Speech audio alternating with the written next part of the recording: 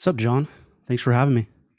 Thanks for coming on. Like I told you in our messages, I've been watching. We all lurk on Twitter, and we get a feel for people through the things that they write and say and share and stuff like that. And I've been digging your perspective on stuff, so I thought it made sense to just come on for a chat. Yeah, I mean, you're one of my favorite podcasters. I like how you get deep into the philosophy and the meaning of truth in life and everything that, we've come to understand and how Bitcoin has changed us. So, yeah, I'm interested in particular what in my content and what in my message you found interesting. I guess it was that, man. I mean, as you know, I'm extremely fascinated by the phenomena. Everyone has heard the term. You don't change Bitcoin; Bitcoin changes you. But there's a lot of truth in that. It seems it's not just kind of a trite way of articulating how Bitcoin is incorruptible or immutable. It's like the other side of that, the equation, is what it seems to have a lot of depth. And I see your commentary on the clown world right now, and I see what you're doing to make yourself more resilient and the things that you're focusing on and the practices and stuff like that. And I just thought, like, well, this seems like a person who's taking it to heart, who's actually those things that Bitcoin makes us, the ways in which it changes our perspectives and bestows clarity upon us. Like, that's all well and good, but it's relatively moot unless you actually are compelled into action and implement those things and then allow those actions to serve as a basis for further discovery. And that's certainly been what, I was going to say what I've tried to do, but, like, again, it's more of a compulsion. And I think that may be one of the hallmarks of encountering truth, is that, it kind of overrides belief to such a degree that it compels behavior, which is great, because if you can encounter a truth that is both true and beneficial and be compelled by it, I guess one of the things that always, when I was younger, I'd always been involved in fitness and health and that kind of stuff. And because I was a fat kid when I was like 13 or 14, and, love cookies and candy and pizza and all that kind of stuff. And I wanted to, I actually wanted a camping lighter. And I made a bet with my dad that I wouldn't eat cookies for a month, and he'd get me this this lighter that was good in the wind and the rain and upside down and all that stuff. And anyways, I lost like 15 pounds. I think I was like near 200 pounds when I was 14 or something. And I was always kind of tall, so I wasn't a ginormous fatso, but I was definitely overweight. And anyways, I lost 15 pounds in the month, and I thought, like, wow, fuck the lighter. This is dope. I like veins starting to emerge on my hand, where there was just like a chubby, chubby hand before.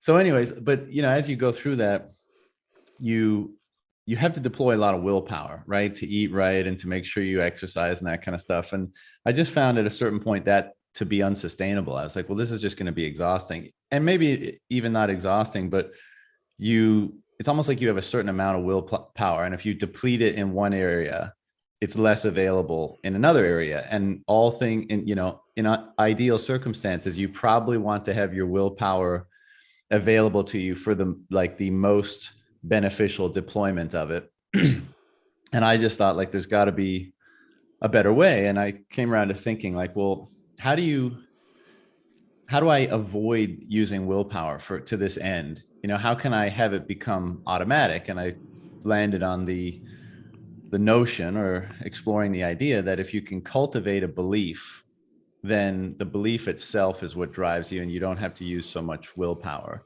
Like, if you can come around to, it's a difficult thing to articulate, but if you can come around to being compelled naturally to do something, then you may not have to deploy as much willpower. And so the only way that I could, the approach that I thought was most sensible, is to try to seek truth. And I guess I didn't really know at the time, or consider at the time, that perhaps one of the attributes of profound truth is that it does compel behavior, because it's like, it's inarguable. You can't argue with it.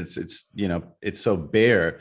It is itself in a way. And that maybe is what instills a sense of belief and the behavior that follows from that. But I just thought, like, well, you can't tell yourself to believe something, just like you can't tell yourself to have a thought. You have your thoughts and you have your beliefs, and who knows how ultimately they're constructed. But I figured, like, if I wanted to try to instill in myself a belief that was going to be productive toward the ends that I was seeking, then the best way to do that would be to try to consume as much information as possible. And I guess there's a faith in there that that the truth I was seeking would compel the behavior that I wanted to, I guess, embody or pursue with less energy. And that's perhaps even a quite a profound notion around like the nature of truth. But Mhm. anyways, we can dig into that. But the point simply was, like, I wanted to come around to a way of allowing my actions to flow more smoothly and not be so so grounded in willpower. And I feel like I came to that, and to the point where all the things that I did for my health, my mental health, my physical health, and that kind of stuff was, it ended up becoming natural. It was something I wanted to do, and it was something that it took willpower not to do, and that was like a great success. And then I think that has spilled over into trying to cultivate beliefs through the pursuit of truth in other areas to see what benefits might accrue to me in that way. And so, long-winded way of saying, I kind of see a similar pursuit through your content and stuff you've been putting out, and here we are talking about it. Here we are, John. And so that was a long intro. And so one thing that I stuck out to me in particular in that weight loss story you had is you initially had an incentive, right? So you had an incentive with that bet with your dad to lose the weight. Mm, And that kind of propelled you and it gave you a little bit of like that willpower or that motivation, but ultimately those are fleeting over time, right? And they're short-lived in the moment or for a month or for 2 months. If you're trying to compete against a family member or something like that, and prove to yourself or prove to the world that you can just do this thing, right? How does that prove that you can do it for the longevity of life, like 20, 50 years? mm. That's when you have to dig deep into the truths that you're expanding on. And like, first of all, you have to accept that there are truths. And then once you come across them, you have to be open to them. So saying that Bitcoin is this inevitable truth that we have seen in our own lives, yes, it has changed us. I know it's changed you. Um, does that change some random person that has not, gone down the rabbit hole? And if they don't understand the truth is nothing to them. So when we bring it back to, taking care of your body, it has to come from a place of, you know, I think for me, it really changed whenever I found hope in my life, and it said, I want to be around for the long term. And it goes away from, oh, I just want to look good. It's kind of like Bitcoin, it sucks you in for these like superficial reasons. Like, man, I want to look good. I want to have a lot of sex. I want all girls to come to me, but then in the long term, it changes you and it changes your principles that you really step into the gym for. Now when I look out into the world and we can get into this in a little bit in the clown world, and it's frightening seeing like the complete authoritarianism encroaching all over the world and people losing freedoms and they're just giving them up. So for me now, when I step in the gym, this is how I you know harden myself spiritually. We as Bitcoiners talk about the spiritual war all the time, and I fundamentally believe that we are actually already in World War III. World War III is the spiritual battle on the sovereign individual, and it's going to take place over the next 10 years or so. And to do that, there's a lot of just objective things that you need to do. Taking care of your body and taking care of your mind, and what you put into your body. All of those things go into it. Yeah, 100%. It's, in many ways, a lot of the I've been working on similar. I've been pursuing similar paths prior to Bitcoin, and Bitcoin has just given it kind of like an amplification or an impetus to push it even further and inspire a greater inspiration. But I agree, and one of the reasons, of course, like you said, the veins and the girls and the everything else. There's superficial reasons for wanting to pursue those things. Just like as you said with Bitcoin, like you come for number, go up, and you end up staying for whatever the hell we're Yeah. involved in here. But to me, the another aspect of it was always like, not being physically strong in a physical world is a vulnerability. It's a tremendous vulnerability. And I wanted to try my best in as many areas of my life as possible to shore up that vulnerability, right? So financial security is one, physical strength and capability is another, intellectual depth is another, strength of relationships is like, there's so many of these areas. And I think what I had always, in some cases subconsciously and in other cases consciously been doing, and perhaps now as a result of Bitcoin far more consciously, and it seems like this is happening with a lot of people, is like, well, to become a sovereign individual, right? To really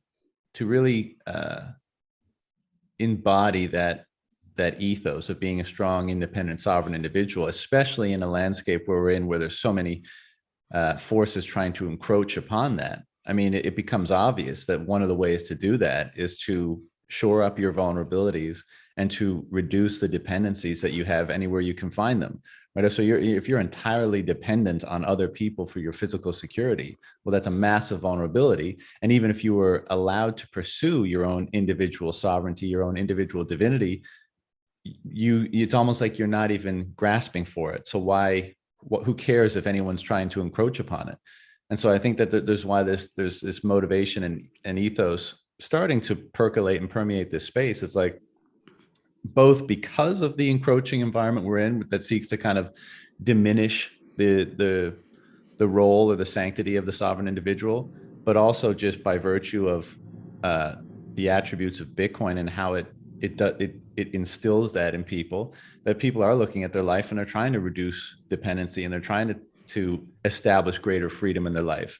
And this is part of the reason probably why that we see this ethos in so many different aspects of our lives, right? We look at diet, we look at fitness, we look at intellectual stimulation, we look at political views, philosophy. Like, it's that one idea of becoming sovereign and the degree to which something like Bitcoin amplifies and assists in that pursuit inspires people to seek it out in so many other domains. And that's amazing, especially now when the world seems to be devolving into another era of a collectivist mindset.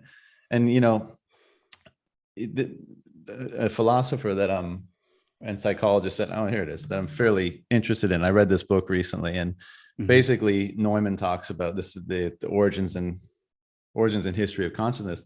But he, a lot of these people that look at mythology talk about this back and forth between conscious and subconscious, both on an individual level and as on a collective level. And effectively, they keep coming back to this notion that the proper way to engage reality is to sanctify the divinity of each individual and allow them to flourish maximally. And the project of culture is determining the expression of the individual's own ends and desires and pursuits, while trying to maintain a harmony with those whom you share the environment with.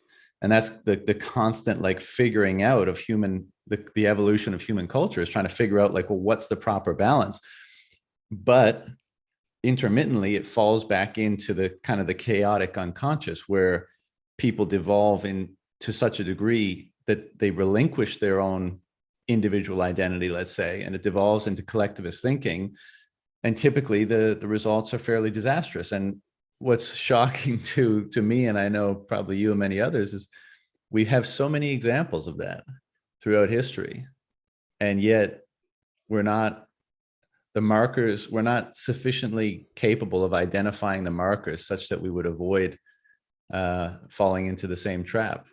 So I would say the masses are not. So the masses are not capable of identifying those markers. I think the Bitcoin community in general is doing a pretty good job, and have been, over years, of identifying these things ahead of time. And, we can see that now, especially when you said the word relinquish, right? Something that we're, in regards to our own bodies, that we're relinquishing, right? The right to choose. Do we have the right to choose, right? That's a huge question. It's also a huge question is like, what is sovereignty? Like we talk about sovereignty a lot as Bitcoiners, usually from the standpoint of a financial or economic standpoint.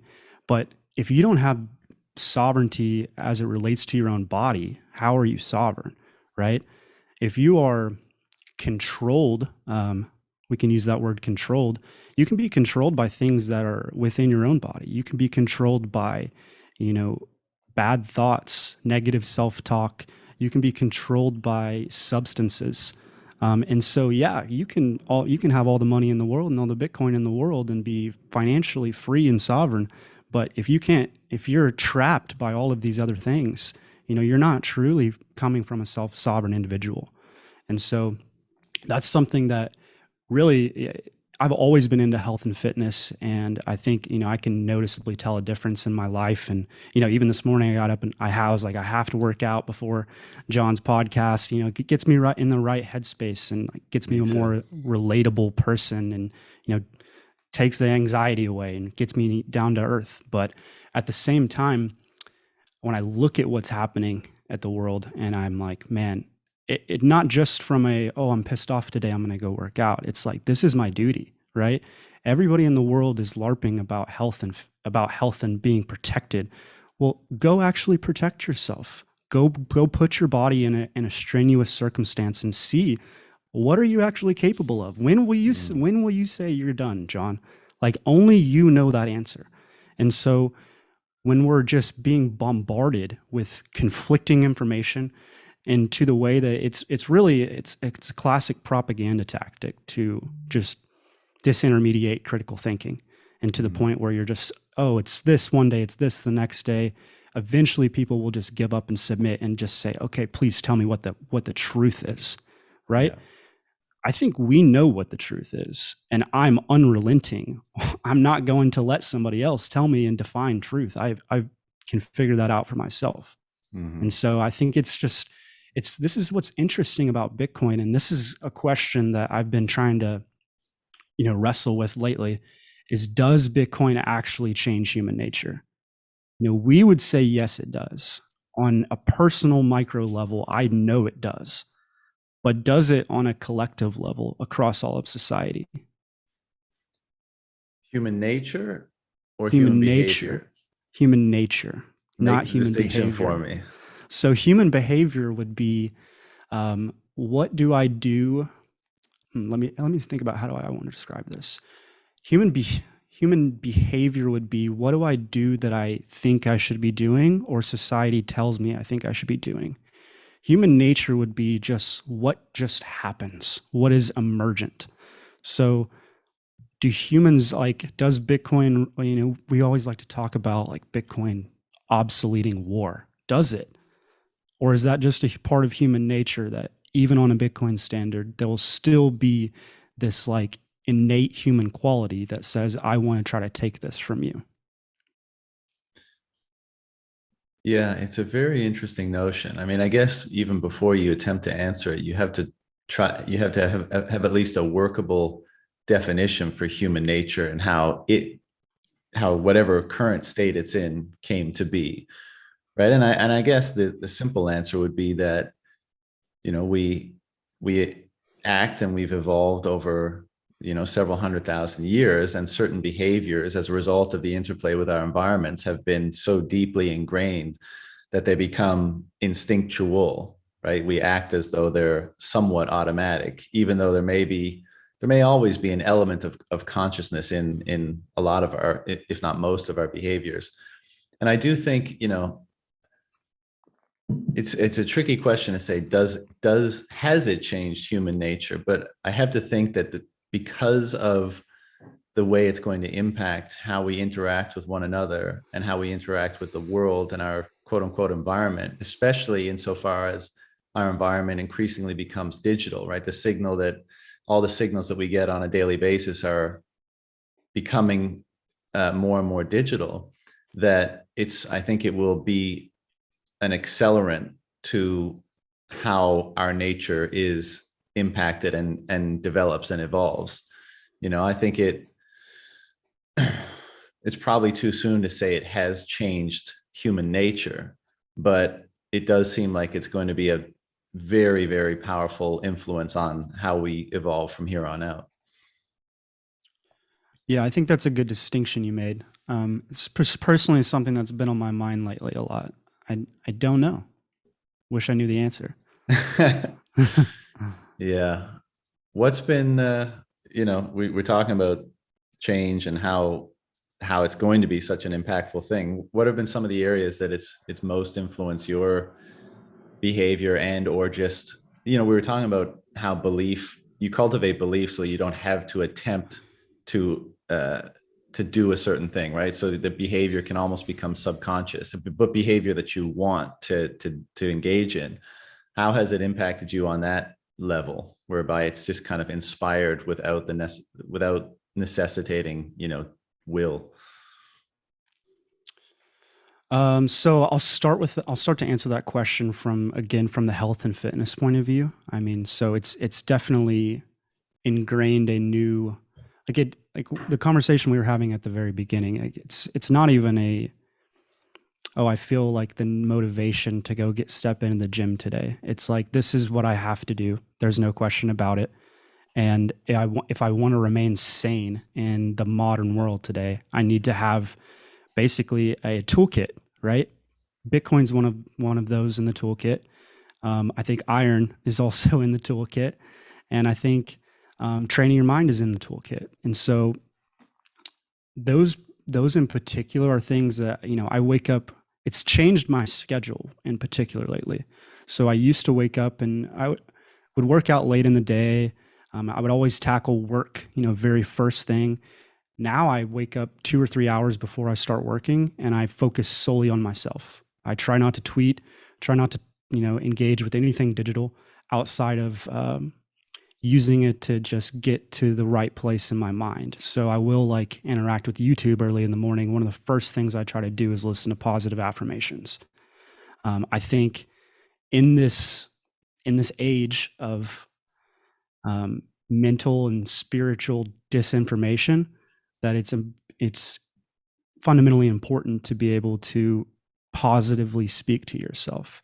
I mean, it's very easy to get in that, black pilled, doom scrolling, constantly seeking out the negative instead of okay, what is going to, make me from my subconscious level remain positive, and then how do I actively on the conscious side of things pursue something in the world that gives me hope. And that's the Bitcoin.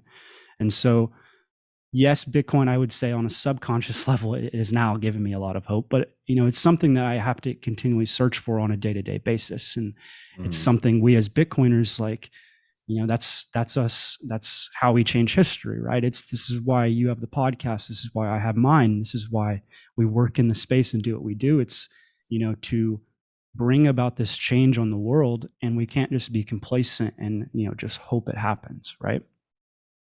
Yeah. And 100%. so, I mean, go ahead. sorry, I think, we always talk about long time preference as Bitcoiners and looking deep into the future, and Bitcoin is in part given us this skill.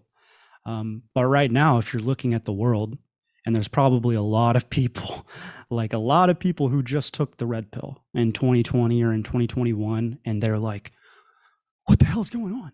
It's like they're just like this newborn baby deer, and their eyes are still kind of crusted shut, and they can barely walk. But they figured out that there's a fundamental problem in the entire world, but they can't see the solution yet. So it gives me hope to look out on a longer, on a 10 to 15 year time scale and say, yeah, I know probably the next 5 years, things are going to get worse. I mean, the inflation numbers came out this morning. It's the highest in 40 years. Do I think it's going to go up? Yeah, I probably still think it's going to keep going up.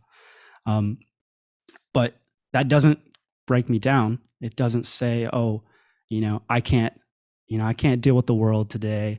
I'm just going to, be complacent. I'm going to roll over. I'm going to do everything they're trying to get me to do, which is just submit so you comply and you're easy to control. No, I'm going to, keep my wits, keep my heart, and keep my mental straight so I can get through this period. And, see the other side and see the hope, and then see the renaissance that comes after it. Yeah, I think that's extremely well put. And, who was it that said the cost of freedom is eternal vigilance? Do you remember who that's attributed to? Some famous, dude that I'm sure we all respect. But the same is true for pretty much everything, right? The cost of everything is the eternal vigilance in upholding it and constructing it. And we tend to think that once things are established, we can kind of step back. But as you were explaining your kind of morning practice, and this is something that I felt for a long time too. And why it's so absurd when you see these headlines like healthy man, almost died of COVID or some bullshit. And he's like this gigantic fatso in a hospital bed or something. And it's just like, it just reminds me of how much, whether it's in the domain of freedom or in the domain of health or pretty much in any domain, how people have become so complacent, probably as a result of how many of their responsibilities have been offloaded on other institutions. And of course, these institutions are able to carry that load, or at least offer, seem to offer an ability to carry that load because of the fiat money and how much the size of government and these institutions have grown as a result of the ability to steal from everybody. But you look out, that's what pretty much what clown world is, right? Like people just expecting everything to be given to them, to be handed to them, and not like there's never going to be a time, in my opinion, that you're not going to have to wake up and do the things that you just articulated. Yeah, the things in the Renaissance period, things may be better, but it's like we're never going to wake up and be like, oh, we've arrived. It's all good now. It's like, no, there's always going to, whether the stress and anxiety comes from pushing back the evil in the clown world or aspiring to a greater potential and a greater future, there's a similarity in that anxiety and how it activates something in you to want to try to propel the latter or push back the former, and so we're always going to be in this dynamic of wanting more, right? Wanting to actualize more and wanting to be more, whether it's to be more resilient to fight or more capable of being fruitful and innovating and bringing about a better world. And I think the message has been so lost that in order to do that, you have to be intentional at pretty much every stage and every aspect of that pursuit. And like you were just saying, like my mental stability and the feeling that I have of, whatever it may be, but generally speaking, I feel good, I feel strong, I feel calm, I feel all these things. It's a result of like 20 years of daily practices like you were describing, right? And the reason why I'm so, like you said, the reason why I'm so adamant about getting the sleep and getting the workouts in and eating well and being hydrated and all the other stuff you do is not because I necessarily enjoy them. I just really understand the importance of them, because if those things don't happen, then as you say, I slip into the darkness, right? I slip into black pill. I slip into devolving into something that I would rather not devolve into. And it just seems like so many in the global culture have abdicated, have failed to recognize that and have abdicated any responsibility for their own well-being. And as a result, you get a scenario where the whole world can be convinced to, into the situation that we're currently in, because that's how perverted their perception of their own health and well-being is that it's handed in a pill, it's handled in a vaccine, handed to them in a vaccine, it's dictated to them by other people. They have so little faith and trust and confidence in their own ability and responsibility to manage that themselves, that even such a narrative with so many obvious holes in it can totally consume them to the point where they will judge, chastise, segregate, and even wish violence on people who don't see it the same way. It's clown world. Well, that's the root of collectivism, right? It's you don't agree with me, you're wrong, or you don't agree with us, you're wrong. And so this goes to like the synergy between really deeply understanding proof of work and personal responsibility, and then it reinstills that competitive nature that we should have as human beings, and especially as males, right? Like if you're not doing those things, you're not sleeping well, you're not working out, you're not eating well, you're without a doubt not at your best. So if you're not at your best, and all of these other Bitcoiners that we see, like talk about a bar, is like look at the Bitcoin community. everything you write, everything you put out, anything you say is just judged by some of the sharpest minds in the whole world. So if you're not at your best, I mean, how are you even going to be able to compete? You can't. Yeah. Yeah. Yeah. And even if it's not a matter of competition, like the feedback you get is immediate and honest and can be harsh, and that's what I Well, love it about it. is. There is competition. I mean, it's not, me and John who like trying to duke it out who's going to be the absolute best Bitcoin podcaster. No, it's you what you want to put out in the world, the image that you have, what reflects of you as an individual. You want to be the best. If I Mhm. write something, I want to make sure it's right and factually correct, and and it hits on strong points. It's not just like putting something out to put it out. Yeah. No, absolutely. And that's one of the things that I appreciate about what's going on in this space is that, like, and one of the reasons, if your desire really is to engage in this process of refinement such that you become more and more capable of either actualizing yourself or engaging in the world on terms that you deem, positive or acceptable, you want the harshest feedback, right? And you're capable of parsing it too. Like if you do anything in life, and there's going to be legitimate constructive feedback, and there's going to be a bunch of haters because they're just weak and pathetic and they want to pull you down with them, right? And if you can't parse the benefit, if you can't parse those two things to derive, the benefit from it and forget the rest, then you're going to have a hard time. But what I love about this space is, like, there seems to be a lot of people with a similar mindset, right? And like, there's a blunt honesty. If you are wrong, if you're pursuing something that, pursuing the wrong path, you'll get feedback, and you'll get it right away, and you'll get it very clearly. But if you really are trying to determine, if you really are trying to seek the truth of any domain, right, whether it's personal development or health or nutrition or economics or money or politics or whatever, then you want as much feedback as possible. And then you put it through your own filter and you take what's valuable, you leave the rest, and on you go. And that kind of feeds into the accelerated evolution that we're referring to before. Like, that feedback is what permits the acceleration, and that we're engaging in a phenomenon here that seems to propagate accurate feedback, or at least more accurate signal of feedback, is incredibly I'm incredibly grateful for, because if you're genuine in those pursuits, and that's what you want. And I feel like that's what we're all getting here. It is, and it's. I think it's because of Bitcoin's relationship to energy, and it ties into proof of work and economic consequences. I mean, when we have a money that is inherently tied to energy, which we are just energy beings, everything we do is composed and uses energy in a way, and the way that we transmit money is just a form of signaling energy. So, since we have devolved our money or corrupted it to the point that it is now, to where we can print money at no cost and use it to fund everything. I mean, I think there's no surprise why that has manifested into a complete culture of people that don't have a lot of meaning. I mean, like, we're sucking the blood out of them and then saying, go live your life and pursue everything. It's like, well, how do I do that? I'm literally, it's like I have an open wound down the side of my body and I'm losing my life force the more I work. And then the harder you work, let's just say, like, let's just, inflation, the harder you work, the more you'll even bleed. So, Mm.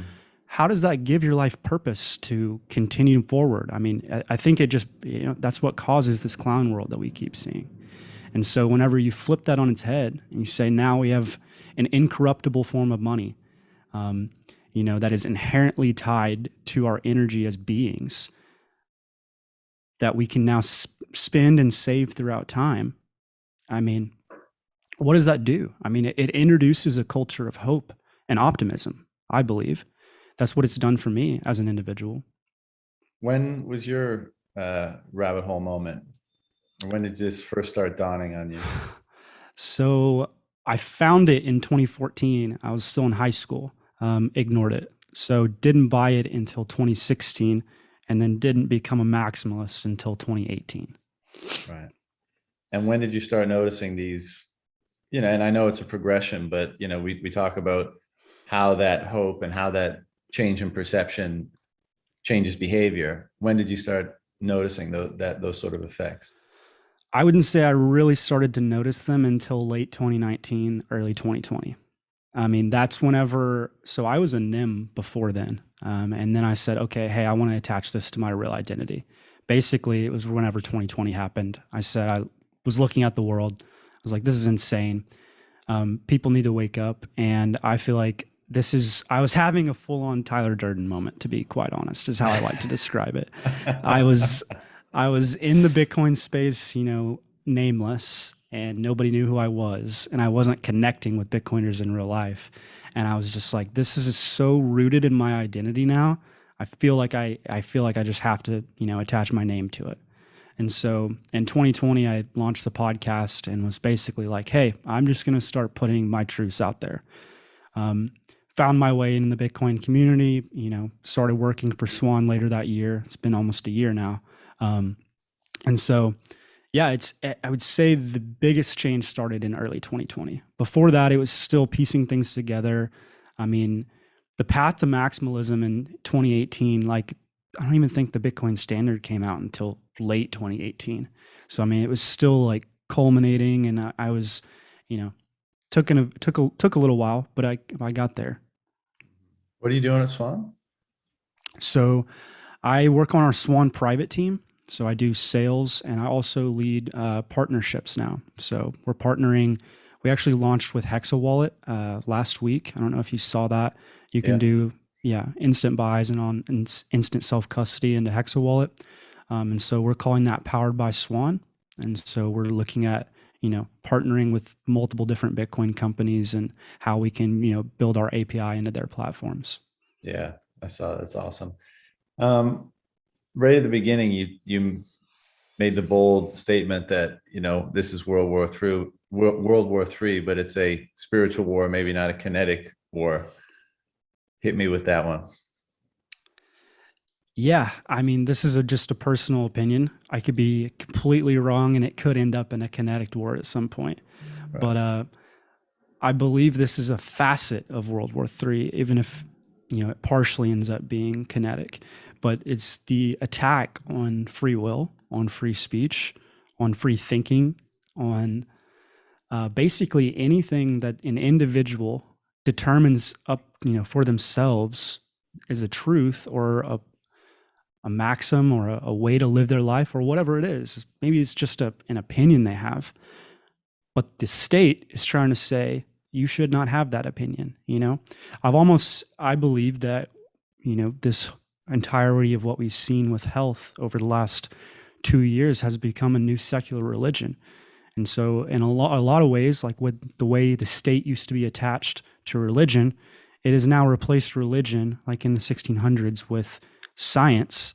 And we still have these high priests that, they determine what the science says. And then us stupid serfs just have to take it. And we're not allowed to have opinions or critically think about the data that's very appalling that's coming out.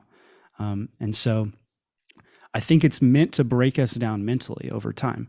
That's the reason for constant conflicting narratives that are coming from the same sources. One time they'll say something, the next day they'll say the complete opposite. And it's left critical thinkers with like, what is going on? Why? This makes no sense, right? I'm so tired of hearing that phrase, this makes no sense. I'm being frank, John. I'm tired of hearing it, especially from Bitcoiners like on Twitter. It's like, nothing in the world makes sense. It does make sense, actually. You're just looking at it through the wrong lens. It's actually completely normal if you understand history. Where we are at in different cycles has happened quite a bit, actually. So it shouldn't be, you shouldn't be looking at it and saying like, this is weird. It is very objectively weird, but it's not uncommon. Not unexpected. Yeah, not unexpected. And what's your impression? I mean, again, we can only speculate here, and I agree that as my girlfriend and I talk about this all the time, like you can't help but see a headline or see a piece of news and be like flabbergasted at just how absurd it is, right? But then we were like, well, of course, like as you say, it's not unexpected, it's not a surprise. But what lies behind that? Are you referring to kind of the propensity for human beings to go through cycles unconsciously? Or do you think there are, and I hate, this is a tough question because of course there are uh, factions and entities with agendas and with incentives. And as we all play to our incentives, if you're a massive pharmaceutical company and your incentives are hundreds of billions of dollars and you have already bought off, all the necessary politicians, then it doesn't necessarily need to be anything other than them trying to maximize, their gains. And a lot of stuff downstream, like a lot of absurdity grows and emerges from that, and so it's easy for us to try to make logical sense of everything by connecting all these dots and then constructing a big cabal or conspiracy. And it may be that, like, I'm not saying it's not, but what are your thoughts on how this unexpected climate emerges intermittently throughout history? That is a Sorry, this difficult expected, I don't question. know if I said unexpected, but this expected, circumstance emerges throughout history. I think humans are just predictable. We behave rationally based on the incentives that we have in front of us. Mm, And as human nature, moves throughout different cycles, as generations sort of, they rebel and then they lose faith in these institutions. Like I'm sure you've heard Brandon Quittem talk about the fourth turning thesis. And, we're living through all of that at the same time as well.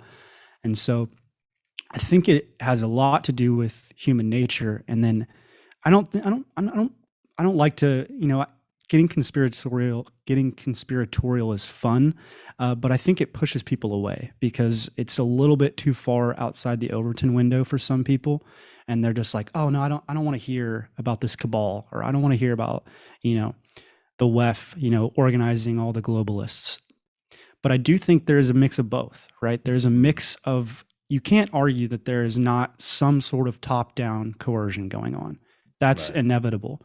Maybe it's at a huge global level. Maybe it's just at the nation state level, but it's evidently at the nation state level. I mean, we have places in the world where they're being sent to camps. We have places and friends in parts of the world where they're being saying that you're going to go to jail if you don't do this. So there is top down coercion. But whenever you bring in the pharmaceutical companies or whatever three-letter agencies, I think once they're pushed in this general direction, they're acting on their own incentives. So why would Pfizer not want to release three more shots? Right. I mean, they made $50 billion last year. I don't know how much it was, but it was a massive amount of money, and they have every incentive to keep doing it. Yeah. But why was there such a coordinated global in lockstep in unison move to lock down the whole world? Hmm. Yeah. That's I that's mean, a question that I have. So yeah. Who knows? Like, I am very careful. First of all, I don't think it ultimately matters, right? Because I still think the solution is always based on the individual and getting the individual to speak what they believe to be true or seek the truth and act in accord with what they find. And that is the solution to all of it. And the people that are unknowingly doing quote unquote evil, the solution for them is the same. And, you know, people are so, in my opinion, this circumstance has perverted people's minds so much that, like, I most often attribute things to emergent stupidity and the pursuit of misaligned incentives and perverted incentives, right? Those two things alone, like people's perception not being their own, and as a result, kind of being possessed by different ideologies, and then adding on the gasoline of perverse incentives, that can explain a lot. Now, as you said, like once you entities and people at the top of these powerful hierarchies and institutions, like their imperfections and their incentives end up having a way bigger effect than someone down at the bottom. And so, it could just be the same process playing out, but in different parts of the hierarchy or pyramid. And then it it feels more coherent or coordinated, and that it may be. But I think this is why there's such a strong ethos, like not only in Bitcoin, but certainly especially in Bitcoin, of the answer being, and Peterson talks about this a lot too, the answer being the development of the individual, right? That's Mhm. that's how all of this gets resolved. And I guess that's what you're referring to when you say that this is the spiritual battle at play. Mhm. But love you to put some more meat on that if you got it. Yeah. So I agree with you. I don't like to get too much into the problem. I mean, well, we have to talk about the problem to talk about the solution, but what happened has happened. The last 2 years has happened. For whatever reason that happened, it really doesn't matter. I like to focus on what is the solution. And so, if we're talking about this spiritual war that is deeply rooted in eroding everything that encompasses the individual, from private property to free thought to free speech to free money, Mm. um, I think we have to look at the conflicting battle that's going on. I mean, and a lot of other people talk about this. This is you know, this is what Untapped Growth calls like the battle for the fate of humanity or the heart of humanity, right? This is Mm. the ultimate peak centralization of state control versus the decentralized sovereign individual with Bitcoin. And so I like to talk about the issues just enough to pique interest to steer people towards the problem. I think there's been a lot of people that, like I said earlier, that have taken the red pill, or maybe they're even deep into the red pill and they're like just fully black pilled, but they have no idea what, like what's next, right? They're looking on a tweet length time scale. Like it's Mm. so minute and so low, like short time preference. They can't see what's 5, 10, 20, 50 years ahead. Um, and so I think that's something that is very important in the message and the signals that Bitcoiners send out is this message of hope, right? So if we go back to the World War III, right? It's psychological conditioning. So you give up your freedoms as an individual. And a lot of people have already done that, John. Mm. Like, how many people in the world have already conceded that? So now the battle is left for the free thinking. So, how do you break those people down?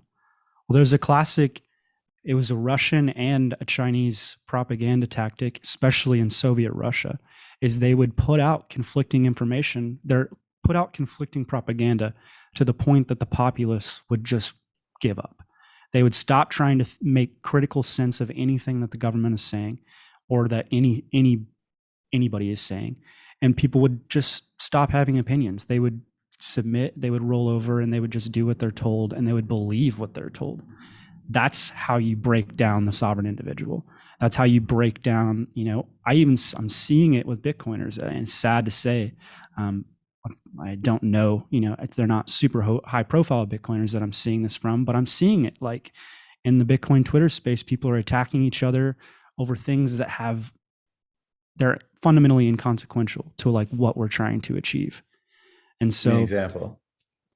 um, Not people, but like the issue. I mean, I don't know if I can give you one off the top of my head, but it would be like resorting to some personal insult over something that maybe we had some disagreement on Twitter, and mm-hmm. now, we're basically it's pitting, the army of plebs against each other, Right. right? And so that is how they break down the sovereign individual. That's how they, break down the free and critical thinkers, is they attack them on a mental level, they attack them on a spiritual level, and then they get them to subvert their own community. Mm-hmm. And Yeah, so, sorry, go ahead. I was just gonna say it's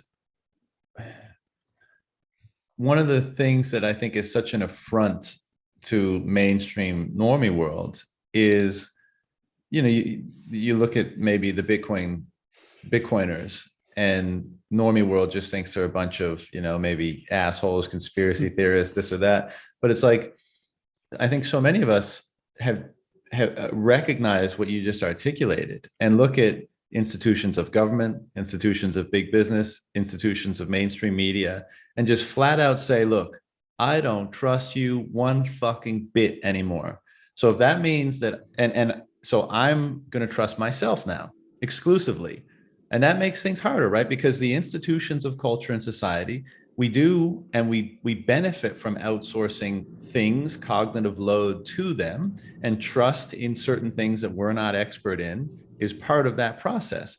But when culture deteriorates so much, and of course, we know why it's deteriorating, but let's just say when it reaches such a deterioration, then if you're going to be rational and you're going to act in your best interest, and if you're going to try to continue to construct a perspective maximally oriented toward and in truth, then you have to shut out those institutions that are sending false and perverse signals.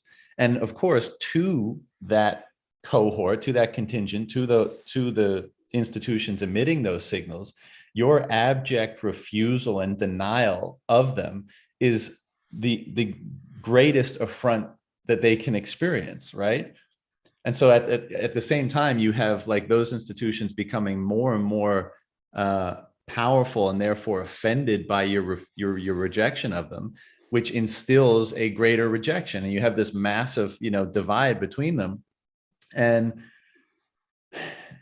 it does make it more difficult to find and discern truth. And my perspective is like, that's why maybe in such a circumstance you get more abstaining from having an opinion on things. It's like, I may not know that much about fill in the blank issue, but my kind of risk benefit, risk reward analysis of all the information that I have available to me, the best course of action for me is abstention. I'm just not going to have an opinion, and I'm not going to be compelled or inspired toward any particular action. And again, in an environment that's a growing collectivist mindset where everybody is meant to fall in line, that is such an offense to the people that want to see you fall in line.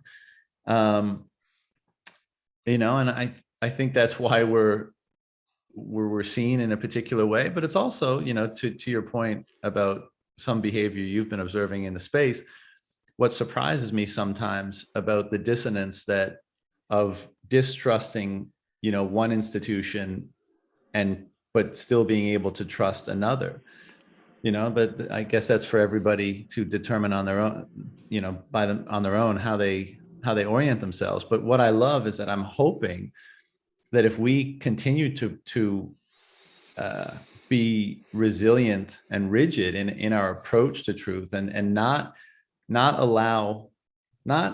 adopt signal or information just because it's readily available and propagated by these institutions, I think over time we're going to create a culture, and I think that's what's happening here. A culture is emerging, and this is what I'm so interested in exploring. Like, what are the tenets, what are the foundational principles of this culture? I can't wait to see what emerges from that. And what I think we're seeing is a culture that's far more founded on honesty, far more founded in the pursuit of truth, far more founded on principles like, integrity and other like higher principles. And we're starting to see individuals who embody them, businesses and companies that embody them. And I think that's why we're also jazzed to interact with each other, because we're like, oh, like, yeah, we're on the same wavelength with this, and we're not alone. And there is a tremendous groundswell of energy around these things. It's not some fringe thing that we have to feel alienated for feeling. It's like, no, there's something genuine emerging here. And I guess, that's part of what you're referring to when you say that it's almost a spiritual battle, because we're dealing with the principles and the ideas and the ideals of the utmost foundational significance. Mm-hmm. And those are like, you melt it all away, and that's the battle, right? Like, is each individual divinely sovereign and able to seek, discover, and embody truth for themselves, or are they expected to fall in line with whatever collective narrative is the popular one of the day? That's the fundamental question, right? Right? Are you beholden to what the state and what your neighbor says, or are you free to come to your own conclusions? Hmm. Something that I've uh, experienced over the last 2 years. I've lost a lot of friends, obviously, over this, the whole situation. But then it's now come to like, because they've seen me talk about Bitcoin for a while, and here we are, Bitcoin, the price level, which whatever. So they were like, "Oh, I guess I kind of have to concede you were right about that, right? But you can't have an opinion on anything else now, Kaz. Like, I've been hearing, stick to Bitcoin, right? If I try to Right. talk about any other issue publicly." And it's like, no, we have to surrender our opinions to these council of individuals who determine, what truth is, right? What the science says. Science is about testing.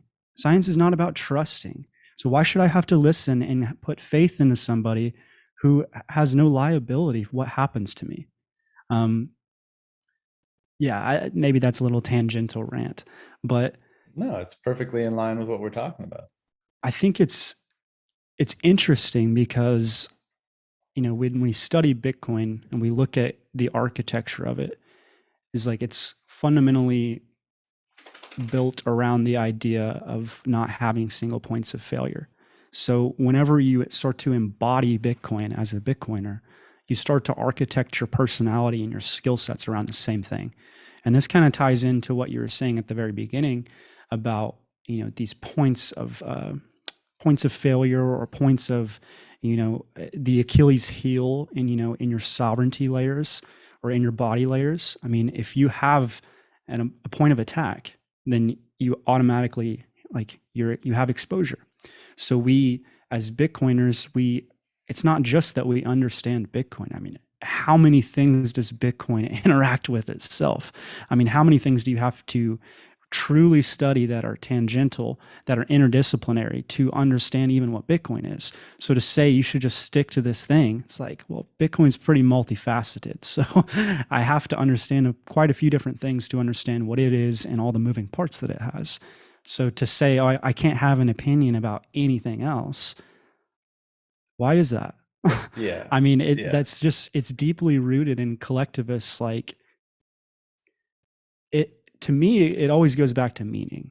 Like, what is meaning if we as individuals can't freely express ourselves, right? It's like there's an interaction between meaning and truth and self-expression. And if all of those things are taken away from us, what gives your life meaning? Just Hmm. going with the flow, you know, being told what to do every day, like, that doesn't excite me. That doesn't make me want to talk to you either, honestly.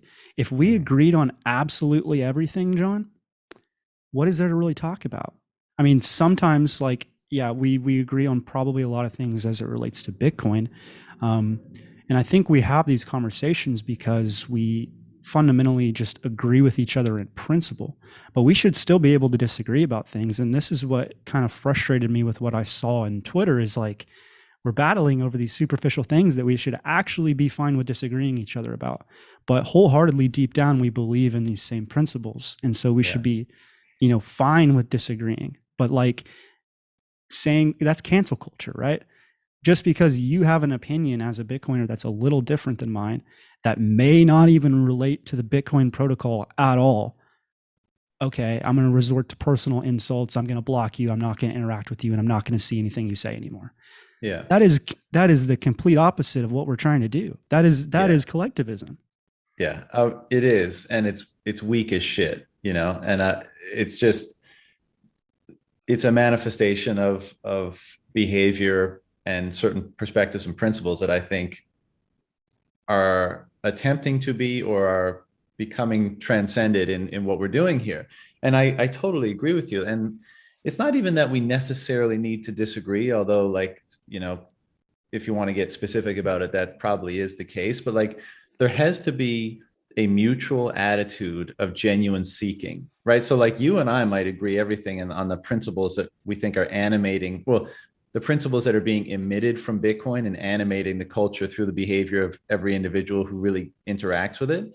but we may still both recognize that our knowledge is incomplete and say, hey, man, like, okay, we got this thing, this phenomenon, it's pushing out these principles, we're embodying them, we're acting in accord with them in some capacity. What the fuck is going on? How should we understand these principles more? How are you, so like there's a collaborative understanding that's taking place that doesn't necessitate necessary like head-on disagreement. But I understand your point in that, like, that's inevitable, right? Knowledge is forever incomplete. And and again, this goes back to the how genuine is your pursuit of knowledge and the proper way and the best possible way to embody it toward maximum benefit for you as an individual and for the society in which you're acting. How genuine is that pursuit, right? So if you end up resorting to ad hominem because whatever, I'm not buying it. It's not as genuine as it could be. The same is true when people come in and they get butthurt that Bitcoiners are a little bit, rough around the edges or nasty with them. Then you're too much of a puss, and you're not actually, you haven't placed the truth of the pursuit higher than the protection of your own ego and your image of yourself. And if that's the case, then I don't care if you get butthurt, because you're not here for the right reasons, and I love that. I really love that. And I take a lot of it in stride. Like, we're all imperfect, right? So we all slip up. We all sometimes say things we would take back, and we all sometimes get more emotional than we would have liked. And so, like, I try not to dismiss someone simply because occasionally they're not their highest self, for lack of a better term. Mm-hmm. And I still think there's a lot to be gained from, and I take it all as data at the end of the day, like all these interactions that we have on Twitter and podcasts and that I witnessed there. Like, I find myself less and less judgmental of it all, and just see it as data, data that's useful for me to understand myself better, useful for me to understand the people that I'm interacting with better, and to plot a course through it all toward continual development toward whatever ideal aim I'm actually pursuing.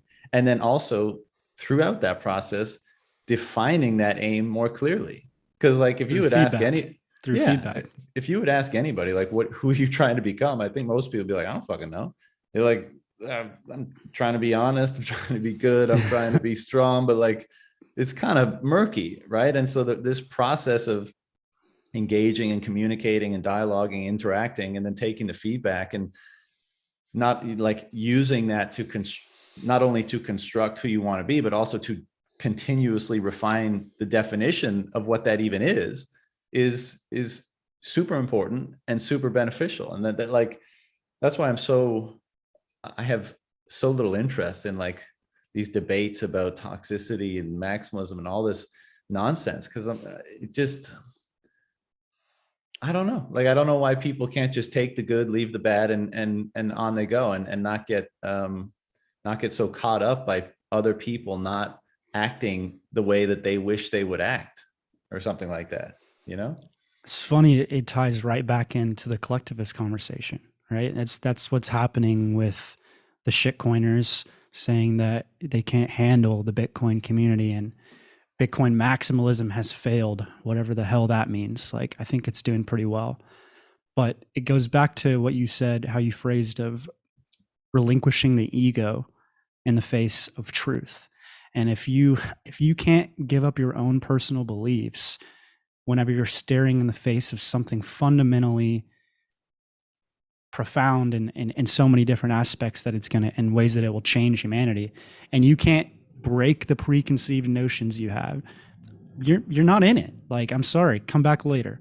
I'll give you another chance, because I understand the role of the rabbit hole and how it goes. But like, you're not on the same playing field. And I think it's funny isn't the right word. I think it's interesting that, we get labeled almost in the same light of what we're discussing.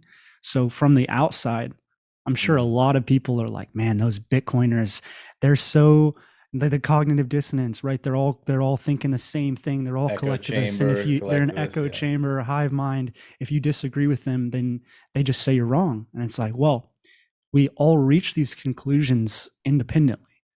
And we know, I don't, there's not one single person in charge of who dictates who and anything like that. It's still, an emergent phenomenon within a community. And I don't know. I think I, I don't know where I'm going with that. Well, I obviously agree with you, and it's a good point. Like, how do you know that you're not the one that's uh, that's that's susceptible to this collectivist thinking, that's being drawn into an echo chamber? It's really hard not to know. And but I think, you one of the hallmarks of maybe knowing that you're not in an echo chamber is how much each member of that echo chamber challenges one another to to prove the validity of their principles or their thinking or their behavior. And that's one of the things that I appreciate about this. Like, and to be certain, there is an element of like tribalism and echo chamber, because it's like you can't not have any biases. Like, there is a utility to a bias in that it helps kind of it helps block out information that, at least for the moment, you deem to be irrelevant to the ideas you're trying to refine. And so, like, of course, you always have to be careful about that, and you always have to question yourself and your assumptions and your priors and all of that kind of stuff. But what I do appreciate is, like, part of the reason why it seems like these dialogues are so contentious is because everyone kind of is like, yeah, I'm on your team, but are you really right? Like, there's this ethos of really not not giving anybody a pass, right? Yeah. Like, slaying your heroes, letting the ideas do battle, and whoever is representing those ideas go for it, and not making concessions for feelings and for egos and that kind of stuff, and letting the ideas be expressed, and then as a result of that dialogue, trying to come to a more refined understanding of what they are. And I could totally see why people on the outside would like, well, Bitcoin gets called a cult all the time, right? And I think that's partially because it's so divergent from the mainstream method of interacting and way of thinking. And I don't think I mean, a lot of us came to this because we already had that inclination, right? We're a bit anti-establishment, anti-status quo, however you want to characterize it. But then this phenomenon emerges that just has a gravity that pulls on all those strings that were independent thinking and desire for freedom, sovereignty, liberation, pursuit of knowledge. I mean, one of the things you mentioned before was like how multidisciplinary this thing is. And I think part of the reason for that is when something is so unprecedented and mysterious, right? When you have this thing and you go, what is it? And that question just keeps running. And the more answers you put on it, it's still insufficient, because you say, oh, it's this, but there's more. And then you say, oh, it's this, but there's more. And what that does, which I think we all appreciate, is it imbues all inquiry with a greater vibrance than it had before, because that inquiry is now far more potentially relevant, right? You may look at philosophy, you may look at religion, you may look at economics, you may look at monetary history with far more interested eyes than before. And that has a genuine impact on how you feel and your experience of reality and perception right now, because it brings to life all of those disparate pursuits. And by virtue of the fact that you have something that is so damn mysterious, that just regardless of how many answers you put on it as to what it is, it refuses to be satisfied. It continues to seem like it relates to more and more and more and more. And this is part of the reason why I think there's like a genuine awakening / renaissance occurring through people that are really deep in the rabbit hole, because it's revivifying the pursuits of knowledge and inquiry that we've been pursuing as a civilization and as humanity for 10,000 years.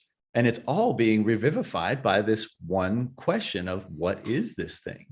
And, you get into some pretty interesting territory when you keep following that down and you keep asking, like, well, what is the relevance, or how should we define or understand the thing that revivifies and brings relevance and brings everything else together. What is that thing? Is there a name for it? Are there corollaries and comparisons to other things in history? And the answer is probably yes. So we tried our best to explore those things. Yeah, I think it's beautifully put, how it constantly challenges you and what you think you know and what you think you understand about Bitcoin, and it'll even like surprise you whenever you just stumble across the same thing 3 years later that you thought you knew and you thought you understood, and then it's like I have re-epiphanies with Bitcoin. Yeah. Like they're the same epiphany I keep having, but they have different significance and what I think they mean. And not even just that the question of what this thing is, it's like something I could totally understand like from years ago, but it's like what it actually means now. How long is that going to go on? I don't know. I don't know if there's an answer for that. But it's deeply tied to sort of shedding the ego, shedding notions that you thought you believed. And I think it's no surprise why the culture is so based around self-improvement. And it's like, yeah, I really respect you, but at the same time, I'm going to challenge you and pressure you and see what you actually believe and what you think and how you articulate yourself and how you see the world. Because ultimately, we're all striving to, hopefully, I mean, I think we're all striving for a better world, right? That's the whole point of what we believe in this thing for. And part of having a better world is having better people alongside you. So if I don't have those people calling me out, you know, maybe are they even my friends? Like, are they people I want beside me? If I Mhm. truly and fundamentally and, genuinely screw up somewhere, my best friends are going to call me and tell me out. They're not going to, resort to personal things, but they're going to say, "Hey, you should probably rethink this or reconsider or look at it from this point of view." And Yeah. so I think that, and it's like when we start having the question of what is this Bitcoin culture going to look like down the line? I mean, we can see it now. We can look at it in the past and how it's evolved from, cypherpunks and cryptographers to libertarians to gold bugs, even to now. Um, now I don't even know, it's probably just anybody who's disagreeable is probably looking at Bitcoin a little bit. But what is it going to look like down the line? And, what is it going to change in humanity? Like, what is the music going to sound like? What it's going to be reflected in art? And, Yeah. how are people going, are people like we keep, this question from the earlier between human behavior and human nature, you know, is everybody that we see in the world, like, can they actually go through the same process that we went through?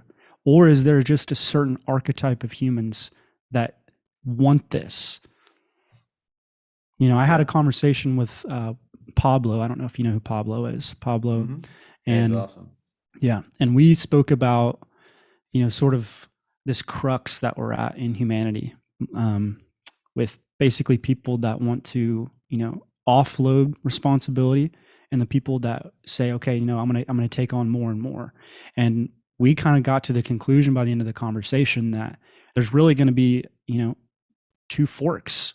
Like there's going to be different societies in the future, and there's going to be people that inevitably resort to, you know, offshoring their responsibility to some organization or institution.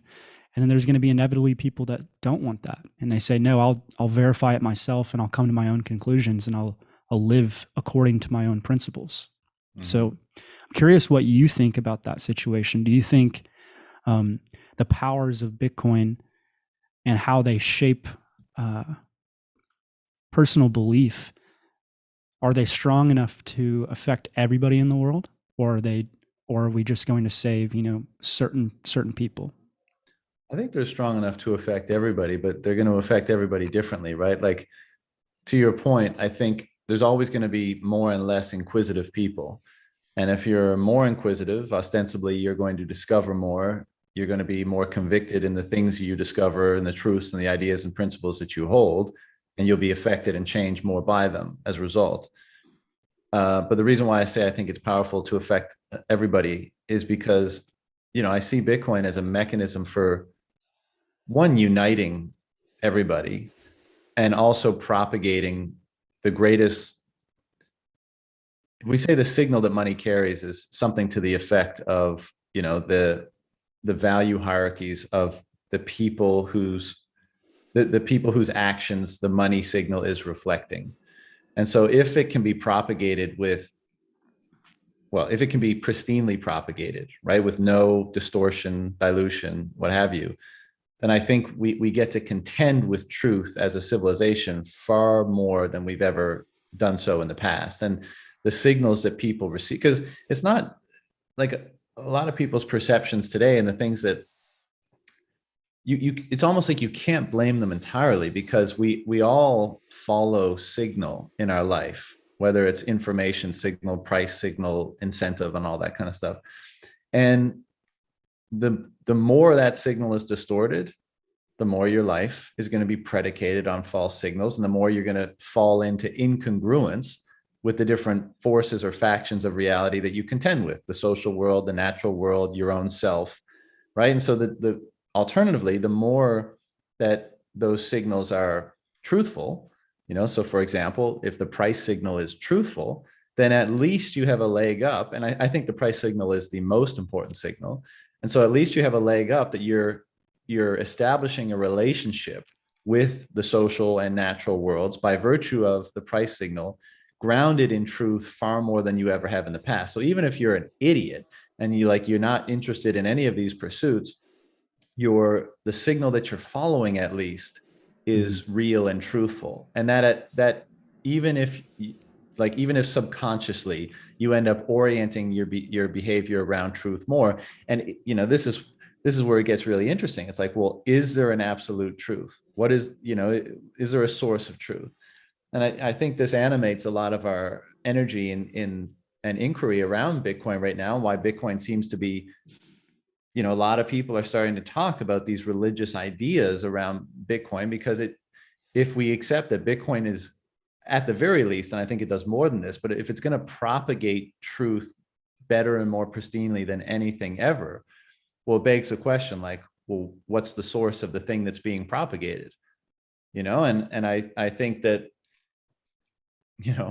what is ultimate truth? What are the founding principles? What are the best principles by which to orient one's life?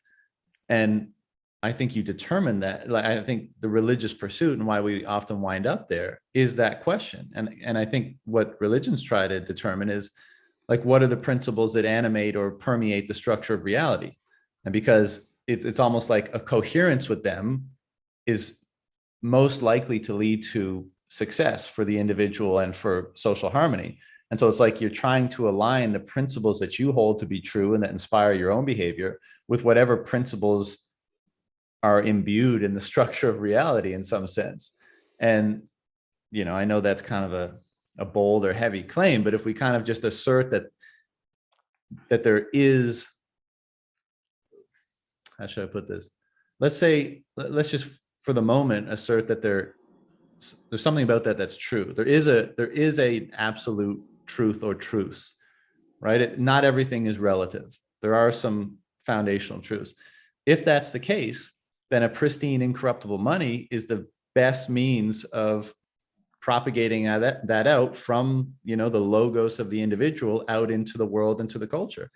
And that's kind of like, again, if that is true, and if the individuals acting and sending out those signals continue to refine themselves, this is kind of lends itself to the idea that the refinement of the individual, and therefore the expression of their behavior, is an externalization of those foundational principles, which is kind of like the idea of the manifestation of the kingdom of God, right? Like, you're taking the most truthful, most fundamental principles, and because of your own refinement, you've opened yourself up to expressing them more, or to embodying them more. And then an incorruptible money is a means by which you most propagate them out into the cultural or social world. And so, if any of that is true, then I think even people that are not that inquisitive or not that concerned or not that curious with broadly speaking, what's going on in the world, they're going to be fairly profoundly impacted by the fact that those are the signals that they are responding to. So I'm fairly hopeful that, like, there's always going to be strata of thinkers and philosophers and scientists, and everyone's going to have their thing, and that's great. You know, the diversity of pursuits and interests is what makes culture so rich and engaging and worthwhile.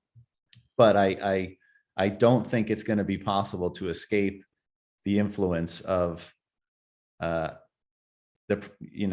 ability, the influence of how Bitcoin will propagate information in a more pristine manner than ever before.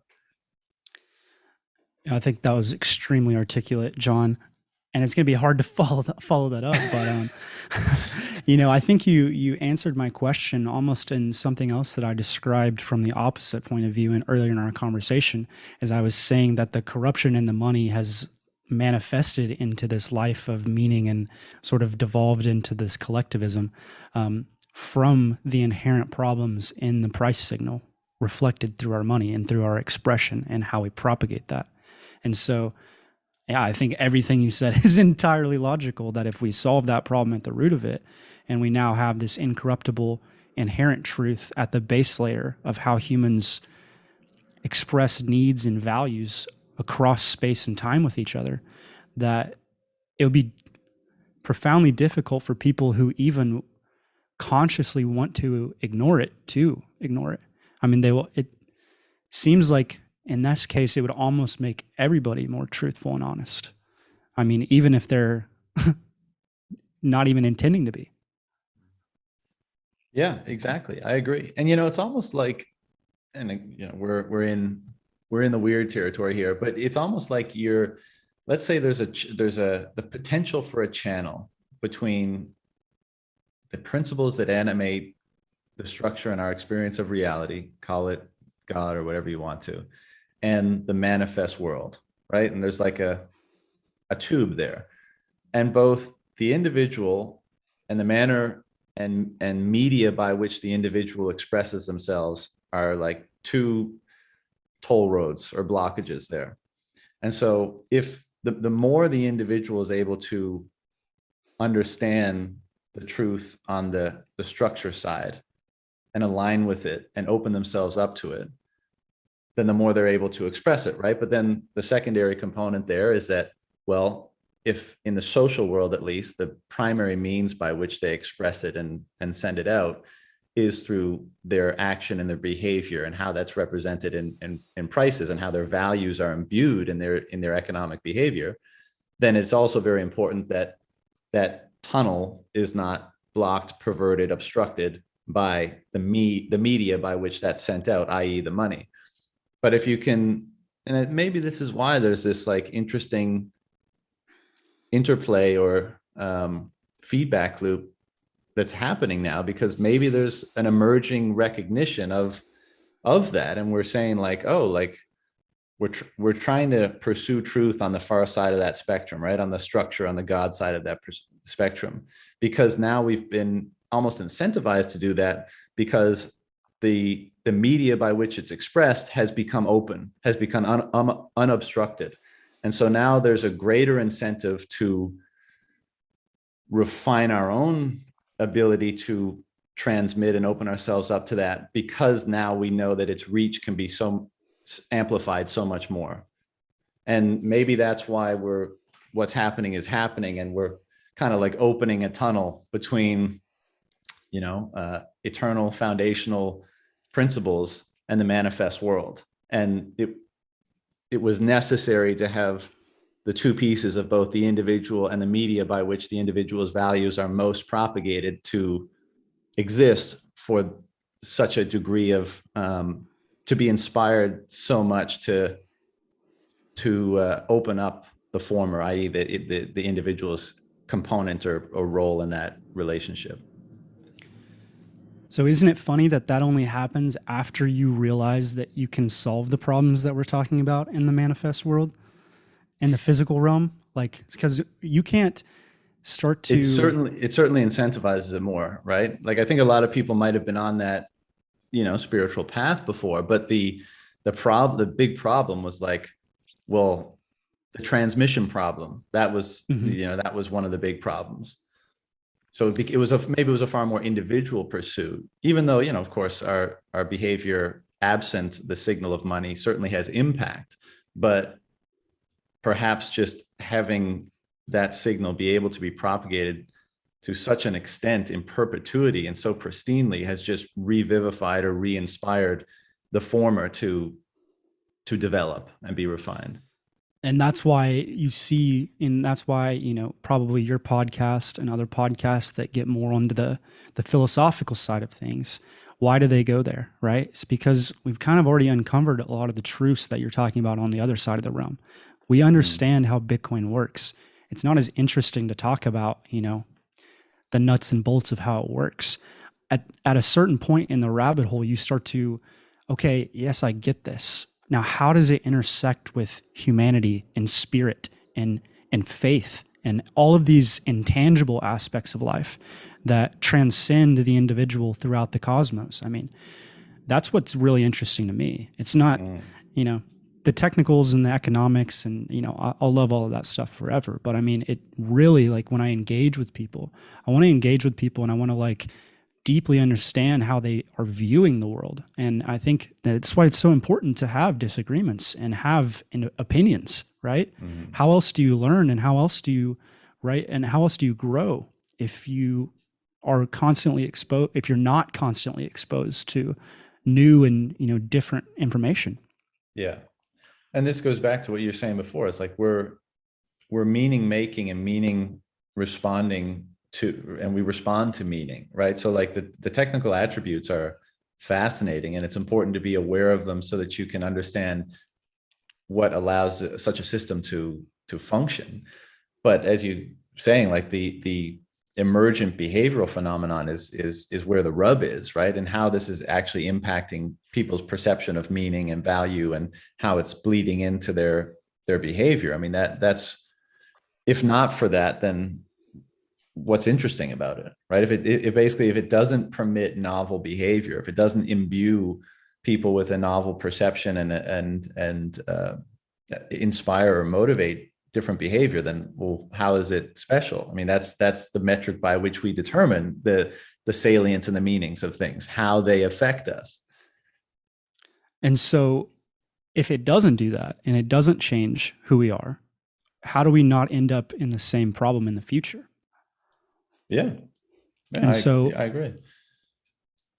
like, this is why it's so important to, have these conversations about with people, and, push each other and see, okay, what do you actually believe? Where is your line?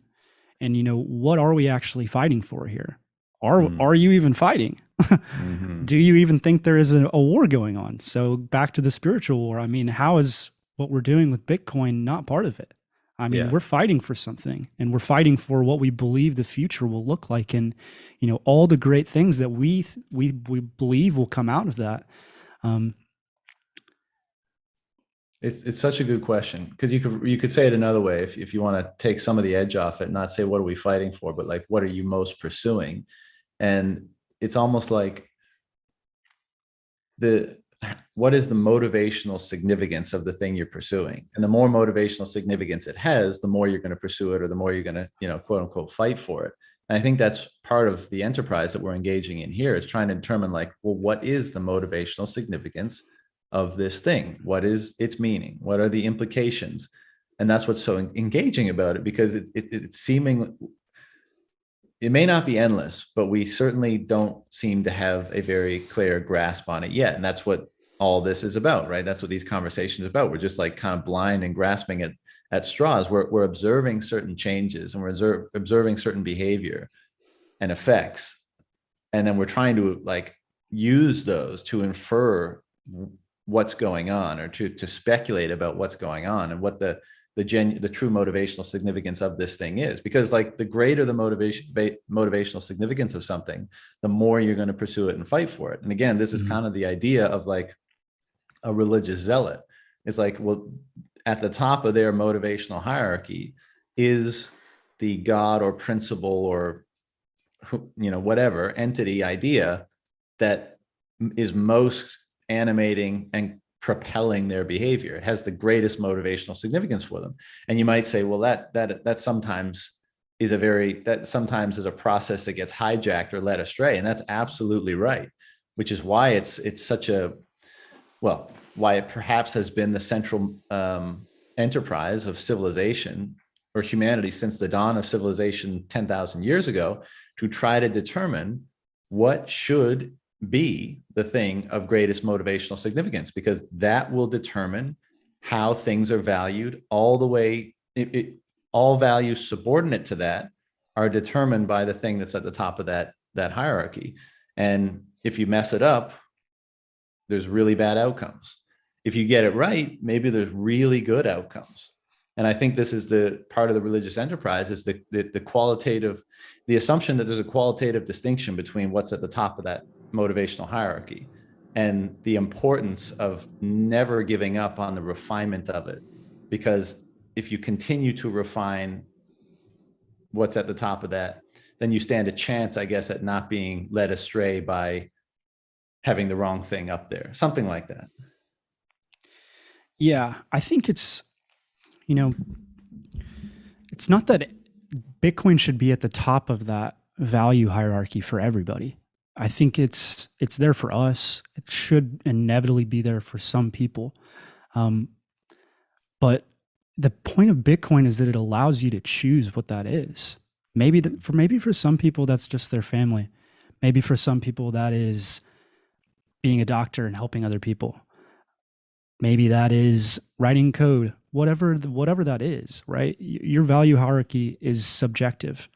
And if we've learned anything from Austrian School of Economics, we understand that value is subjective. That's the interesting point, though. Is there an absolute non-subjective value? Is that what the idea of God is, for example? So I would still say no.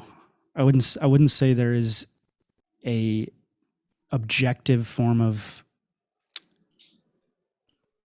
I don't know what the right word I'm trying to say here is, but I wouldn't say that, no, because there's still, like, Jesus Christ could come down and there would still be people that didn't believe it, right? Well, sure, they wouldn't believe, but I guess what I'm saying is, are there principles that are so sewn into both the structure of reality and your own consciousness that alignment with them confers maximal benefit?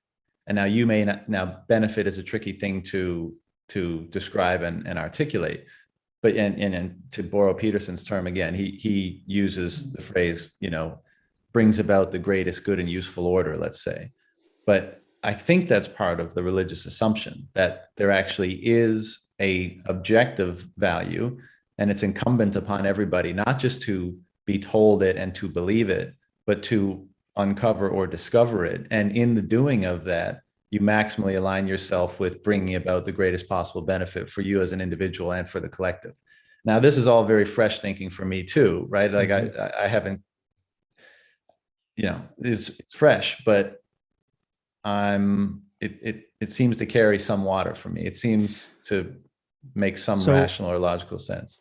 So you're almost saying that using like the religious doctrine as a compass is inherently objective in society, just because it makes the individual search for truths within themselves and what they define as value? No. And this is tricky, right? Because the institutions of religion, I think, are all highly fallible and deserving of a tremendous amount of criticism and that kind of stuff. So it's tricky to parse the two and still be somewhere solid.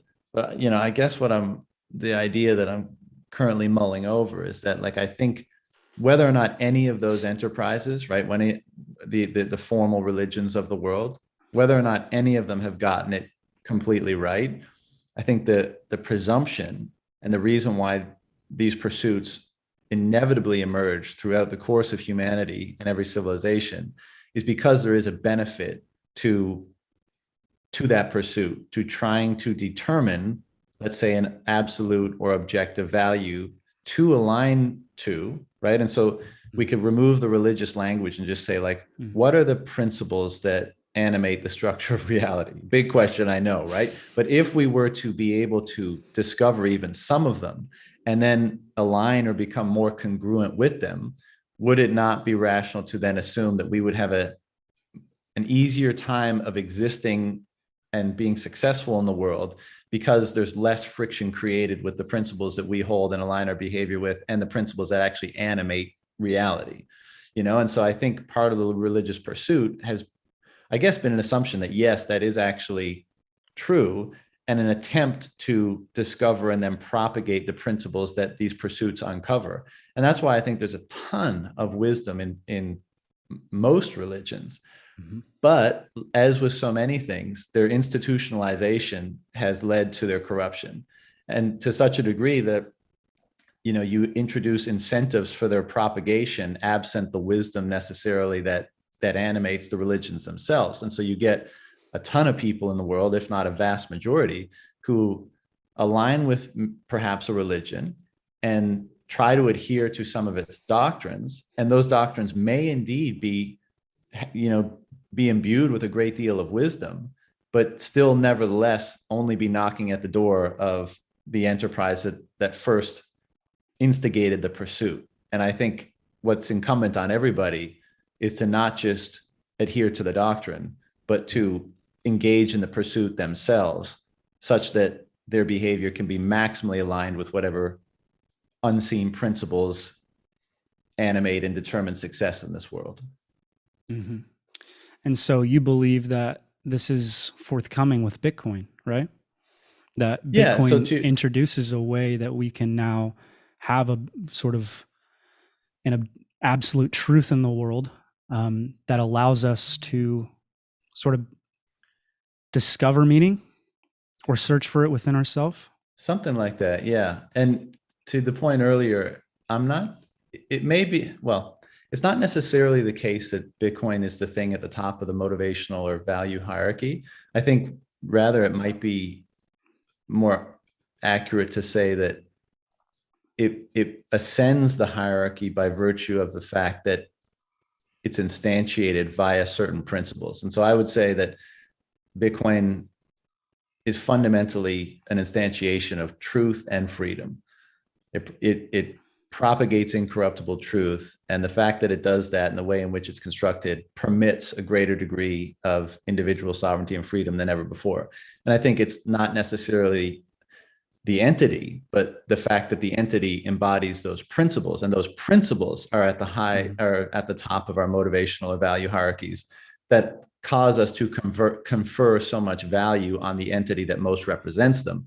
And I think it possibly is the case that Bitcoin is the entity that most represents those principles, hence why it's ascended so high on our motivational hierarchy. And interestingly, I think by virtue of that, it becomes a type of judge. And again, I've been getting into religious territory a lot lately, but it's unavoidable when you start using this kind of language. But like when something like that burns so hot, let's say, and ascends to such a high point in that hierarchy, the contrast it creates with everything else, well, it changes the way that you judge things. And you mentioned ego earlier. I think it's fascinating that like the intense value that some hardcore Bitcoiners are perceiving Bitcoin with causes them to causes the diminution of other, let's say, tradable value in their life, right?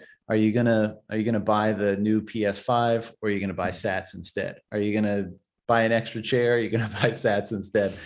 And I don't think that's just by virtue of the fact in the adoption cycle we are and the price appreciation to be expected. But I think, as you've been saying, it's like you recognize this thing as such a powerful forcing function for hope and in humanity, that like you want to imbue it with as much value you can, and you want to use it, you want to leverage it as much as possible for your own benefit.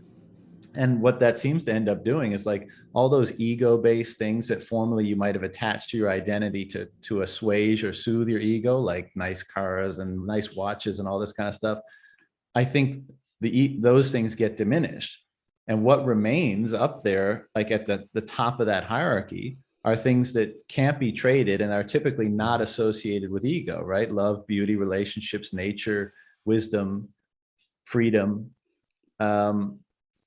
And so the fact that this thing that ascends the hierarchy, I mean, it seems legitimate that it's ascending, and it's ascended to the top and has caused this restructuring and reordering of our value hierarchies. And I would say has, well, maybe has reoriented them more in line with eternal principles. I mean, that's kind of what we're getting at here, right? And so Bitcoin then becomes the thing imbued with quote unquote godly principles to more align consciousness with the things that are actually of greater and potentially objective or absolute value. And that's just fucking insane, right? But here we are trying to figure things out. So It's funny. We're having this conversation about collectivism earlier, and it's like, it's funny. Bitcoin really is the greatest good for the greatest amount of people, like the greatest good for society, right? The classic collectivist term. But it really is, right? If everything you just said is true, then how is that not the best for? Big if, just for the record. I don't know. I mean, I wouldn't say it's a big if. I mean, we're drawing this off of evidence that we've, come to ourselves, right? The question around spending,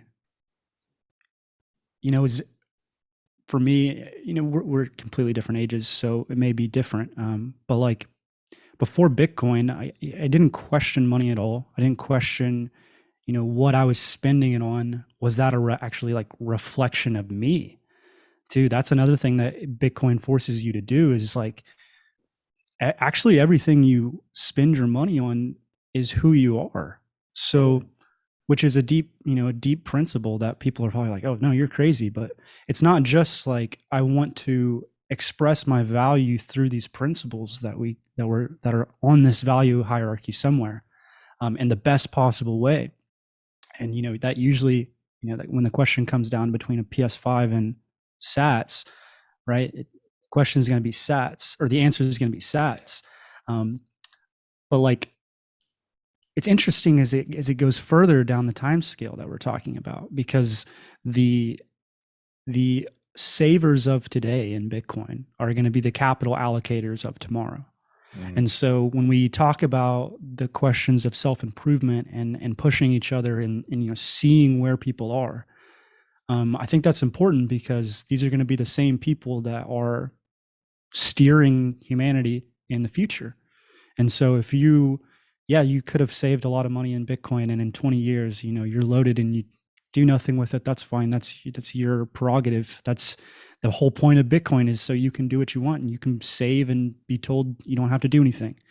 But I think a lot of Bitcoiners, on this quest that we're on for uncovering and unraveling these truths and really ascending as beings to our best possible state, that comes with eventually using our Bitcoin in the future towards funding things that will perpetually, steer humanity in the best possible ways, right?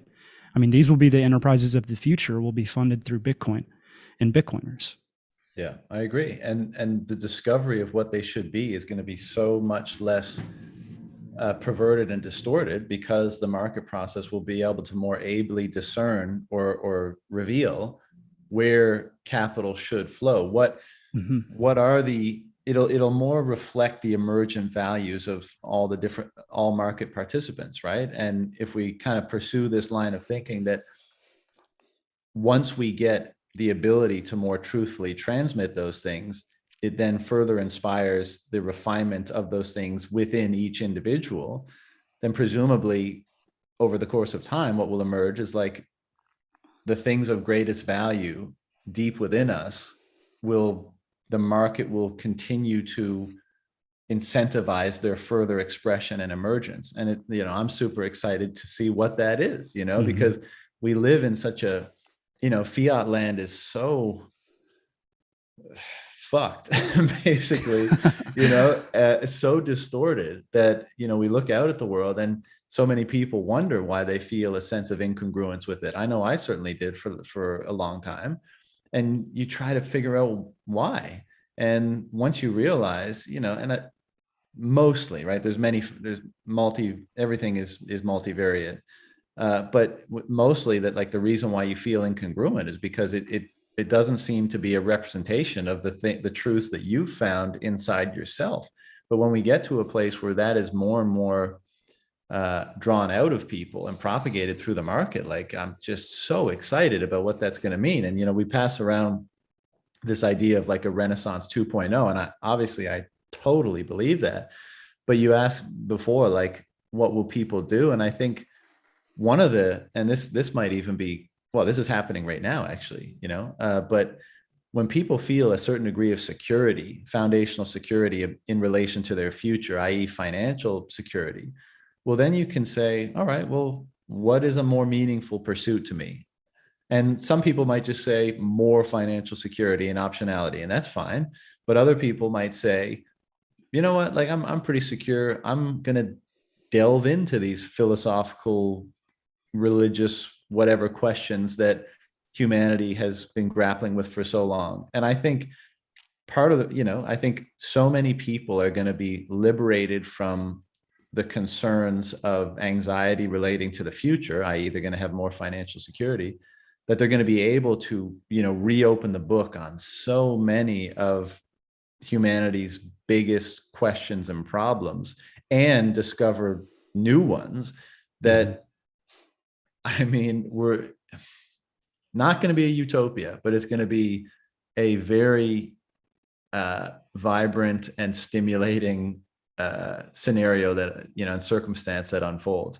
And again, like, this is what's happening right now. Like, so many Bitcoiners, you and I included, are reorienting our lives around being able to engage and explore this thing. And yes, still wanting to contribute value and receive, rewards for that value. But, like, how many people do you know? Well, maybe not know in like meat space, but like a lot of people, once they clue into this, they're like, I want to work at a Bitcoin company. I want to contribute in some way. I want to write for Bitcoin Mag. I want to do whatever. I mean, give that another 5 years to unfold, and give Bitcoin another 5 years to do its thing. And, like, how many of those people are, extra pumped up and extra able to express those desires and pursuits and ambitions, the more they're liberated from the concerns of financial security that might detract from their ability to focus on those things. Like, and that's why it's like, it could all happen. Oh, it is happening super fast. I mean, you mentioned like 2019. I think that was like when maximalism kind of went mainstream, like that narrative became a lot more popular. I mean, it's only been 2-3 years, and think about all the ideas that have percolated in this space, and all the great writing, and all the, like, it's happening so damn fast. I mean, give it another, what's gonna, like, the next halving, what are we going to be talking about? Because I don't think these ideas are going away. And even if they do, they're going to be replaced by better ones. That's the hope, at least.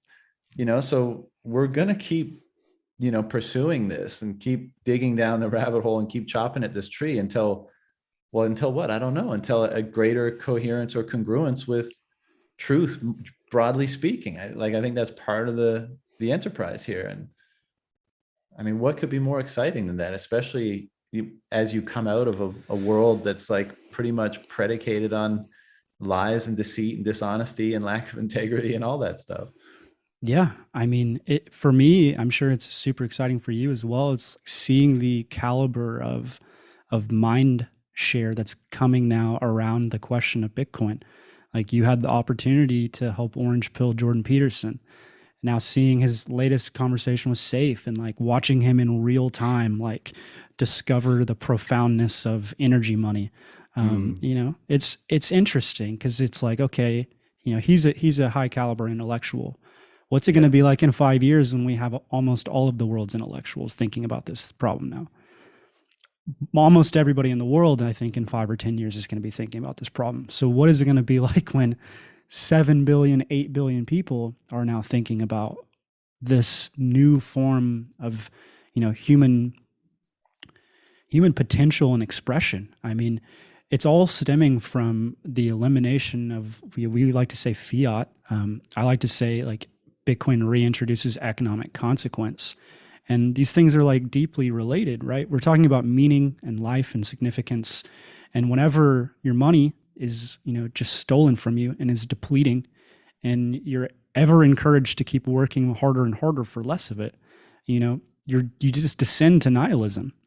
Now, like, Bitcoin reattaches the economic consequences of life and actually says, okay, you have to, be your best. You have to put your money in the best places. Otherwise, you are going to lose it. So that then says, okay, you have the potential for generational wealth, but you have to use it the best way fit. Like I mean, I believe it will change people on a large scale, and how we, as a society, as how we interact with each other, and how we, you know, uncover, the new truths that will evolve in the world. I think it's really interesting. Like, you say 5 years, what's it going to be like in 40 years, in the 2060s, when people no longer, like you said, have to even worry about financial security, and they can now evolve as beings into this higher level thinking of what their actual passions are.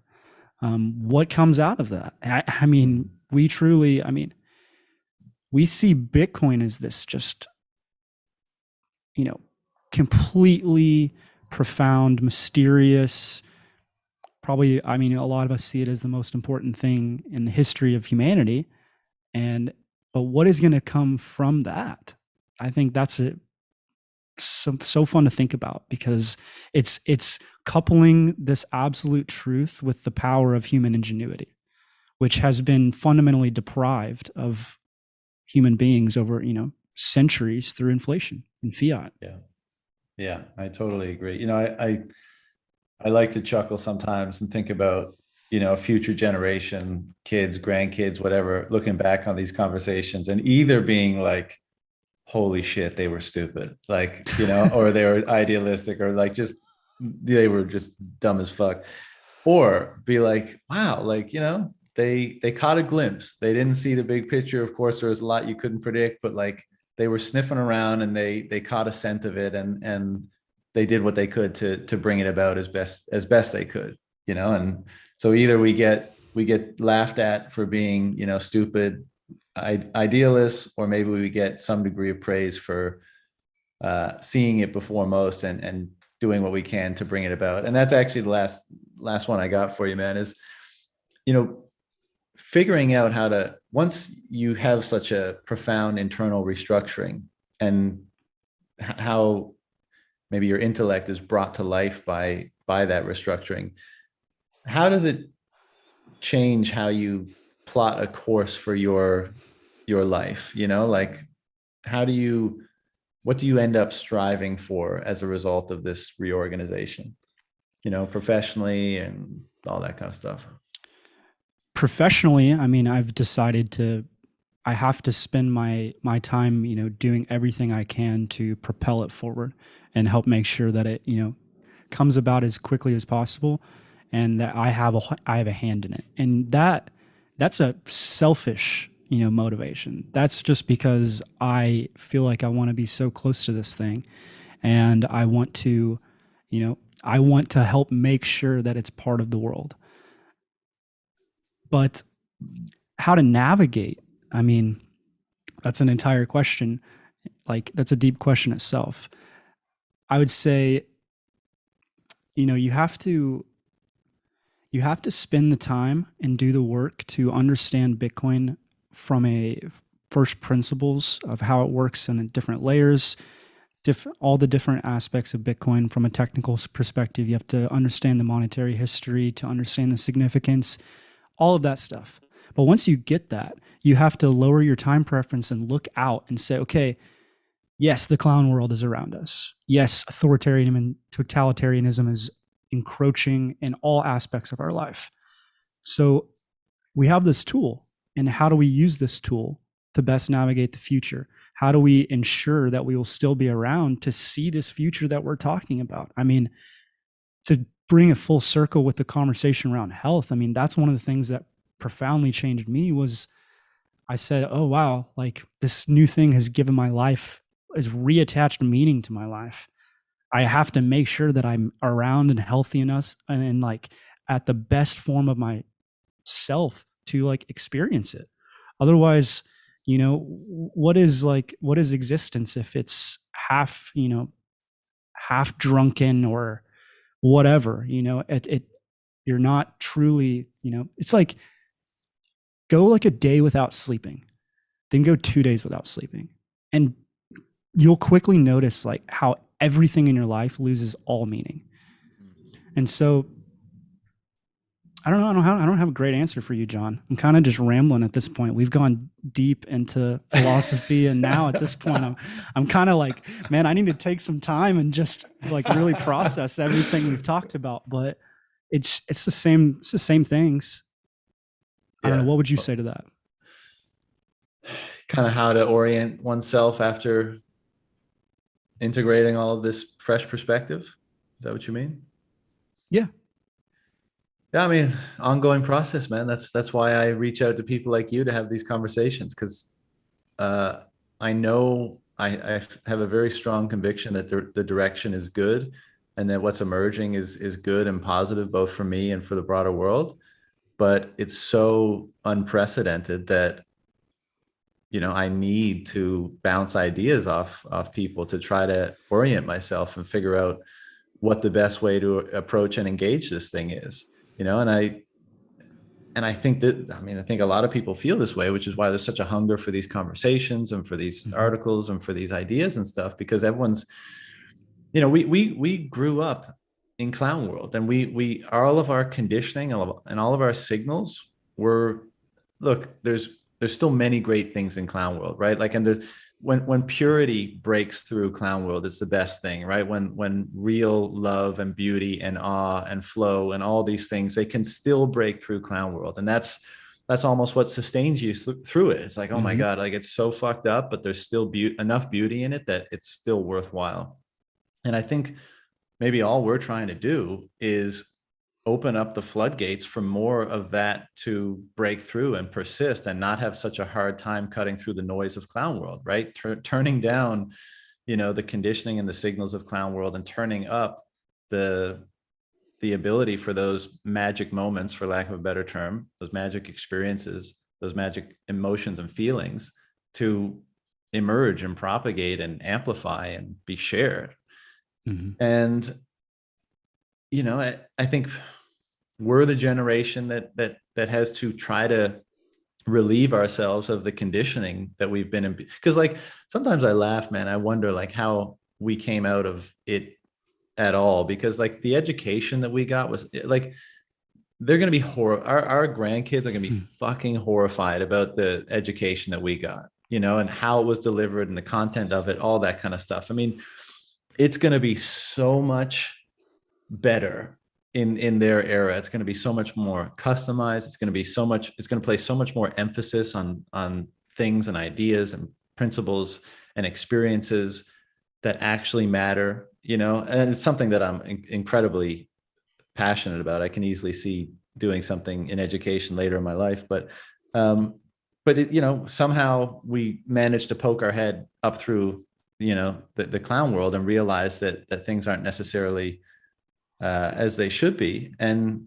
now we have this amazing tool to help enhance that perception of clarity, and then also help to construct uh, a more meaningful and a more intentional life. And I think the big question is like, well, what does that mean? Because we got a glimpse of that in certain cases, but the landscape is new now. And so what are we to populate the landscape with? And how do we structure our own internal systems of value and meaning such that it manifests the best possible life for ourselves and for the people that we interact with? And so long-winded way of saying I don't really know. For me, the process is sufficient right now. Like I know certain things, like partner and family and environment and all that kind of stuff. I mean, how many Bitcoiners just want to get married, have kids, and live somewhere out in the country where Mhm. they're independent, off grid? I mean, it's everyone, pretty All much of us. everybody wants that. Yeah, exactly. So like, I don't mean that. Like those sort of details are very clear.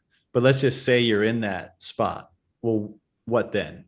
Is it just to raise a loving, healthy family in perpetuity, or are there other ambitions or other things that are worthy of your dedication and your conviction and your meaning and that kind of stuff? So I think we're all figuring it out, and I think we're doing a pretty damn good job, all things considered. I mean, clown world certainly plays with your emotions, and Mhm. I think all of us are going to mature. If we're not consumed by it, we're all going to mature a tremendous amount over the next 5 to 10 years, because we're going to have to figure out how to refine and mold ourselves into people that can optimally maneuver that landscape. And I think it's going to be so unprecedented that the emotional retooling, let's say, is going to be challenging and difficult. And it's going to Mhm. require, like, we're really going to have to bring to bear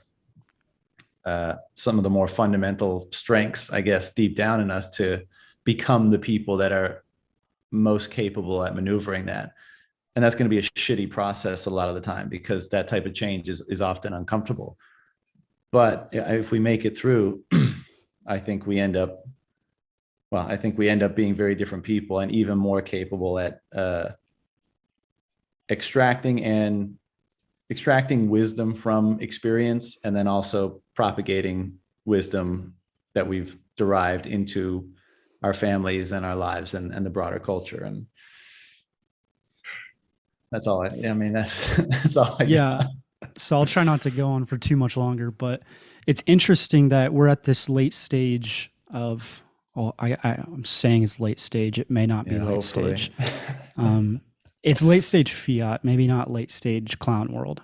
Um, and our relationship with social media and digital media, right? So we're on Twitter, which is the way that Twitter is architected is like a very low time preference, or sorry, high time preference. It's like Mm. driven around engagement and quick feedback and impulse and sort of monetizing your attention, right? And so if we're looking 10 years down the line or 5 years down the line, and we're saying that, okay, we emerge out of this somehow miraculously, uh, maybe with a little help of the divine, we did, right? For whatever reason, we were able to uncover and see this truth about Bitcoin with our shitty education systems. Okay.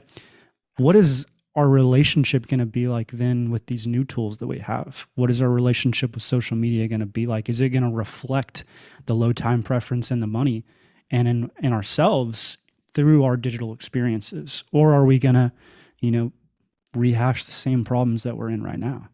Mm. So Very. I'm interested in the answers to those questions. me I too, guess we'll John. find out. I guess we'll find out one way or the other. But man, this has been great. Thank you for taking the time to have a chat with me and wrestle with some of these ideas. I know they're not necessarily the easiest ones to articulate or dance around, but I appreciate you, helping me do so. I appreciate you having me on. To be honest, I was a little nervous because you didn't give me anything to talk about. So I was like, man, okay, I'm just going in blind. And then we ninja launch it. And I was like, oh my God. I was like getting in the shower whenever you first texted me, like, hey, you hopping on? I was like, okay, we're going. Yeah, man. Well, But that's the best way to make it authentic, right? You want to see what really comes. I find you know, everyone has their own process, of course, but when you determine beforehand what you think a conversation should be about, it ends up not being that great. But when you let it just unfold as it should, I feel like it usually works out. So we'll same have to do this. same We'll here. have to do this again sometime, man. I know we're both going to wrestle with these ideas a lot over the next 6 months. So maybe we pick it up then and after the conference sometime. Well, are you going to be at the I will be 2022? there. I will. Sweet. Well, we'll hang out then and maybe chat more about this stuff face to face. Let's do it. I'd love to, John. All right, brother. Take care of yourself. You too.